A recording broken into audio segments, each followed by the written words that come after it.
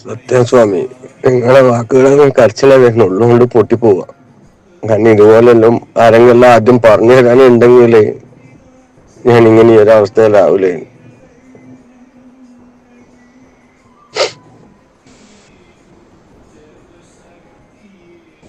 ആൾക്കാരെല്ലാം പറഞ്ഞത് എവിടുന്നെങ്കിലും വാങ്ങ്, എങ്ങനെയെങ്കിലും വാങ്ങ്, എത്ര വൈകിക്കുന്നു അത്രയും നിങ്ങളെ ഭാര്യ ആപത്തിലേക്ക് പോവുക ചെയ്യുന്നു, കൈവിട്ട് പോവുക ചെയ്യുന്നു.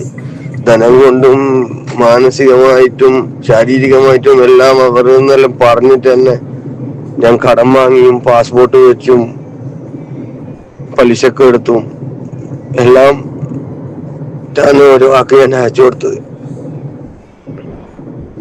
പിന്നെയും മനസ്സുകൊണ്ട് ഒരു സമാധാനം. സ്വാമീന്റെ പേര് പറഞ്ഞിട്ടല്ലേ വാങ്ങിയത്, അതില് ചെയ്തോ ഇല്ലയോ എന്ന് നമുക്കറിയില്ല. അതിനെന്തായാലും സ്വാമീന്റെ പേര് പറഞ്ഞു കഴിഞ്ഞാൽ സ്വാമി അതിനുള്ളത് കൊടുക്കും. കാരണം എന്റെ അവസ്ഥ ആരെക്കാളും കൂടുതൽ സ്വാമി കാണുന്നുണ്ട് മേൽന്ന്. ഞാൻ എന്തിനു വേണ്ടിയിട്ടാ ഓടി നടക്കുന്നു സ്വാമി കാണുന്നു. ഞാൻ മറ്റുള്ളവരാളെ ഭാര്യനെ മോഹിച്ചിട്ടോ വേറൊരാളെ സ്വത്ത് മോഹിച്ചിട്ടോ അഭിചാരങ്ങൾ ചെയ്തിട്ടോ ഒന്നല്ല. ഞാൻ എന്റെ കുടുംബം നിലനിർത്താൻ വേണ്ടിയിട്ട് പല ആളുകളോട് പറഞ്ഞു സ്വാമി, ഈ ഒരു കാലഘട്ടത്തില് ഭാര്യനെ വെച്ചിട്ട് 3-4 പെണ്ണുങ്ങളെ സ്റ്റാൻഡ് ബൈ ആയിട്ട് വെച്ച് നടക്കുന്ന ഭർത്താക്കന്മാരാണ്.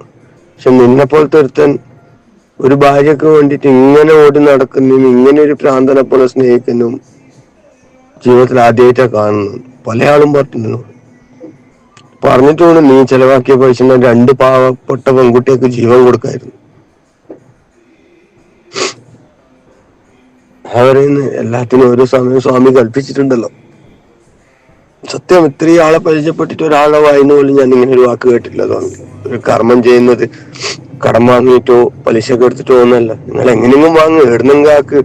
90 ദിവസം കൊണ്ട് നിങ്ങളെ ഭാര്യ നിങ്ങളെ വിളിച്ചിരിക്കും, 40 ദിവസം കൊണ്ട് നിങ്ങളെ ഭാര്യ നിങ്ങളെ ബ്ലോക്ക് മാറ്റിയിരിക്കും എല്ലാം പറഞ്ഞല്ലാണ്ട് സത്യം പറയാലോ വാക്കുകളില്ല സ്വാമി. സത്യം